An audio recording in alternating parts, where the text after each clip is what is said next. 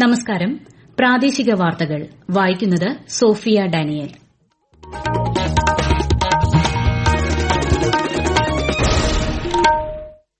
പ്രധാന വാർത്തകൾ. പ്രധാൻമന്ത്രി കൃഷി സമ്പദ യോജനയുടെ വിഹിതം 6520 കോടി രൂപയായി വർദ്ധിപ്പിച്ച് കേന്ദ്രമന്ത്രിസഭായോഗം. ദേശീയ സഹകരണ വികസന കോർപ്പറേഷൻ ശക്തിപ്പെടുത്താനും തീരുമാനം. മുതലപ്പൊഴി സമഗ്ര വികസന പദ്ധതിയുടെ നിർമ്മാണോദ്ഘാടനം മുഖ്യമന്ത്രി പിണറായി വിജയൻ നിർവഹിച്ചു. പദ്ധതിക്കായി കേന്ദ്രമന്ത്രി ജോർജ് കുര്യൻ നടത്തിയ ശ്രമങ്ങളെ പ്രകീർത്തിച്ച് മുഖ്യമന്ത്രി. സപ്ലൈകോ വഴി ഓണത്തിന് വെളിച്ചെണ്ണ ലിറ്ററിന് 349 രൂപ നിരക്കിൽ ലഭ്യമാക്കുമെന്ന് മന്ത്രി ജി ആർ അനിൽ. സപ്ലൈകോ ഓണച്ചന്തകൾ ഓഗസ്റ്റ് 25 മുതൽ പ്രവർത്തനമാരംഭിക്കും. സംസ്ഥാനത്ത് 52 ദിവസം നീണ്ട ട്രോളിംഗ് നിരോധനം ഇന്ന് അർദ്ധരാത്രി അവസാനിക്കും. പ്രതീക്ഷയോടെ മത്സ്യത്തൊഴിലാളികൾ. പ്രശസ്ത നാടക നടനും ടെലിവിഷൻ അഭിനേതാവുമായ KPAC രാജേന്ദ്രൻ അന്തരിച്ചു. വാർത്തകൾ വിശദമായി. പ്രധാൻമന്ത്രി കൃഷി സമ്പദ യോജനയുടെ പദ്ധതി വിഹിതം 6520 കോടി രൂപയായി വർദ്ധിപ്പിച്ച് കേന്ദ്രമന്ത്രിസഭായോഗം. 1920 കോടി രൂപയുടെ അധിക വിഹിതത്തിനാണ് ഇന്ന് ചേർന്ന മന്ത്രിസഭായോഗം അനുമതി നൽകിയത്. ഭക്ഷ്യ സംസ്കരണ സംവിധാനങ്ങൾ, ഭക്ഷ്യപരിശോധന ലാബുകൾ എന്നിവ പദ്ധതിയിലൂടെ സജ്ജമാക്കുമെന്നും തീരുമാനങ്ങൾ വിശദീകരിച്ചുകൊണ്ട് കേന്ദ്രമന്ത്രി അശ്വിനി വൈഷ്ണവ് പറഞ്ഞു. आज के इस कैबिनेट के फैसले में प्रधानमंत्री कृषि संपदा योजना का आउटले बढ़ा के 6,520 करोड़ किया गया और नए इरिडिएशन यूनिट्स और food testing labs 50 irradiation units and 100 food testing labs के लिए 1,000 करोड़ रुपीस का अलग से प्रावधान किया गया. ദേശീയ സഹകരണ വികസന കോർപ്പറേഷൻ ശക്തിപ്പെടുത്തുന്നതിനായി 2000 കോടിയുടെ ധനസഹായത്തിനും മന്ത്രിസഭ അനുമതി നൽകി. ഇതിലൂടെ പൊതുവിപണിയിൽ നിന്നും 20,000 കോടി രൂപ വരെ 4 വർഷം കൊണ്ട് NCDCക്ക് സമാഹരിക്കാൻ സാധിക്കും. ഇന്ത്യൻ ഉൽപ്പന്നങ്ങൾക്ക് അമേരിക്ക ഏർപ്പെടുത്തിയ 25% തീരുവയുടെ പ്രത്യാഘാതങ്ങൾ പരിശോധിച്ച് വരികയാണെന്ന് കേന്ദ്ര വാണിജ്യമന്ത്രി പീയൂഷ് ഗോയൽ. ദേശീയ താൽപര്യങ്ങൾ സംരക്ഷിക്കുന്ന തരം നടപടികളായിരിക്കും സർക്കാർ സ്വീകരിക്കുകയെന്നും പാർലമെന്റിൽ നടത്തിയ പ്രസ്താവനയിൽ മന്ത്രി വ്യക്തമാക്കി.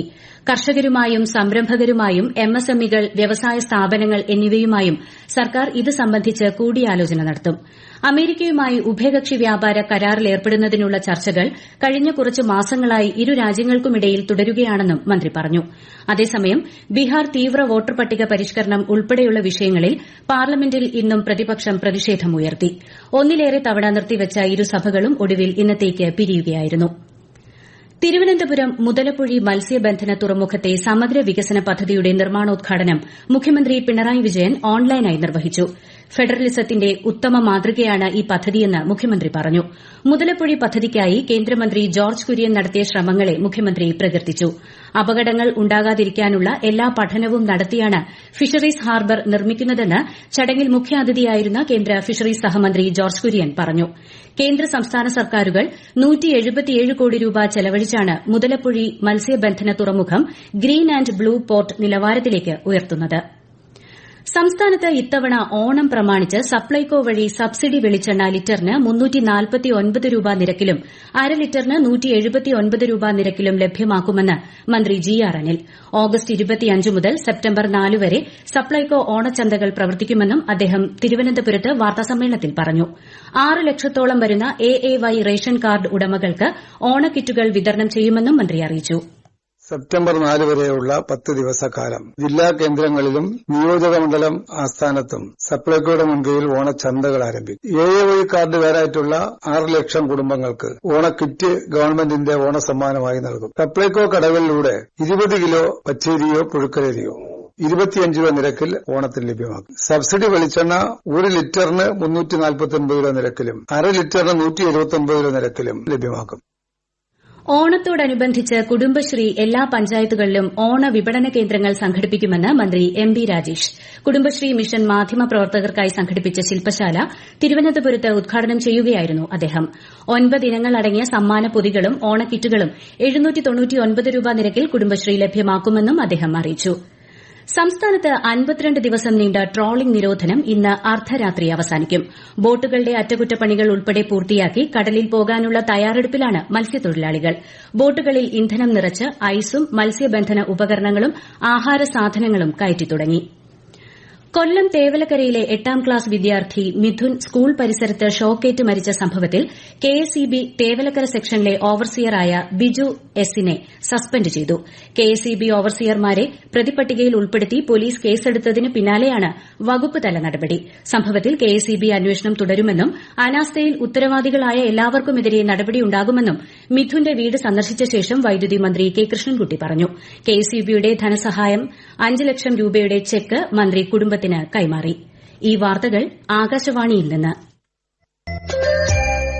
ആകാശവാണി വാർത്തകളും വാർത്താധിഷ്ഠിത പരിപാടികളും All India Radio News Thiruvananthapuram YouTube ചാനലിലും All India Radio News Thiruvananthapuram Facebook പേജിലും AR News_ തിരുവനന്തപുരം ഇൻസ്റ്റഗ്രാം അക്കൌണ്ടിലും AR News_TVM X ഹാൻഡിലും ലഭ്യമാണ്. സംസ്ഥാനത്തെ മാലിന്യ നിർമ്മാർജ്ജനത്തിന് കൂടുതൽ പദ്ധതികൾ ആവിഷ്കരിക്കുമെന്ന് മന്ത്രി എം.ബി. രാജേഷ്. ഈ വേസ്റ്റ് ശേഖരണം സെപ്റ്റംബർ മുതൽ എല്ലാ ഗ്രാമപഞ്ചായത്തുകളിലും നടപ്പിലാക്കാനാണ് ഉദ്ദേശിക്കുന്നതെന്ന് അദ്ദേഹം തിരുവനന്തപുരത്ത് വാർത്താസമ്മേളനത്തിൽ അറിയിച്ചു.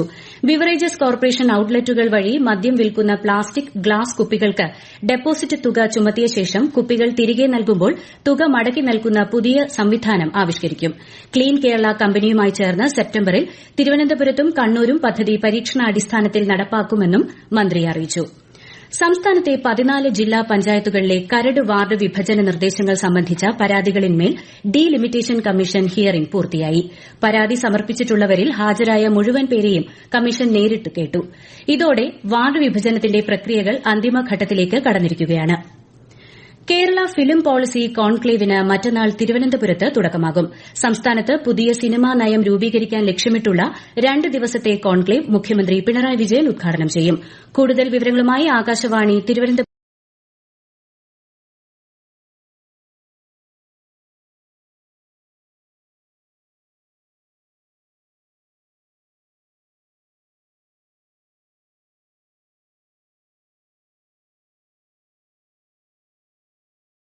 ുള്ള പ്രമുഖ വ്യക്തികൾ പങ്കെടുക്കും. നാഷണൽ ഫിലിം ഡെവലപ്മെന്റ് കോർപ്പറേഷൻ, കേന്ദ്ര വാർത്താവിനിമയ പ്രക്ഷേപണ മന്ത്രാലയം എന്നിവിടങ്ങളിലെ പ്രതിനിധികൾ കോൺക്ലേവിലെത്തും. വിവിധ സിനിമാ സംഘടനകളും തൊഴിൽ നിയമരംഗങ്ങളിലെ വിദഗ്ധരും കോൺക്ലേവിന്റെ ഭാഗമാകും. കോൺക്ലേവിൽ രൂപീകരിക്കുന്ന സിനിമാ നയം സർക്കാരിന് സമർപ്പിക്കും.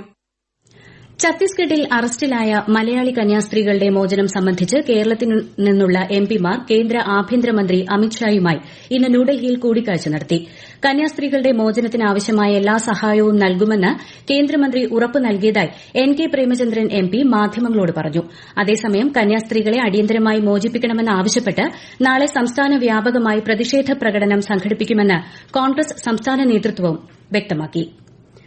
പ്രശസ്ത നാടക നടനും ടെലിവിഷൻ അഭിനേതാവുമായ KPSC രാജേന്ദ്രൻ അന്തരിച്ചു. 75 വയസ്സായിരുന്നു. വൃക്ക സംബന്ധമായ അസുഖങ്ങളെ തുടർന്ന് ആലപ്പുഴ വണ്ടാനം മെഡിക്കൽ കോളേജിൽ ചികിത്സയിലിരിക്കെയാണ് അന്ത്യം. അരനൂറ്റാണ്ടായി നാടകരംഗത്ത് സജീവമായിരുന്ന അദ്ദേഹം നിങ്ങൾ എന്നെ കമ്മ്യൂണിസ്റ്റാക്കി ഉൾപ്പെടെയുള്ള KPSC നാടകങ്ങളിൽ ശ്രദ്ധേയമായ കഥാപാത്രങ്ങളെ അവതരിപ്പിച്ചിരുന്നു. ഉപ്പും മുളകും എന്ന പരമ്പരയിലെ അഭിനയത്തിലൂടെ ടെലിവിഷൻ പ്രേക്ഷകർക്കിടയിലും ഏറെ ജനപ്രീതി നേടാനായി. പ്രമുഖ മാപ്പിളപ്പാട്ട് ഗായകനും ആകാശവാണി ആർട്ടിസ്റ്റുമായിരുന്ന KMK വെള്ളയിൽ അന്തരിച്ചു.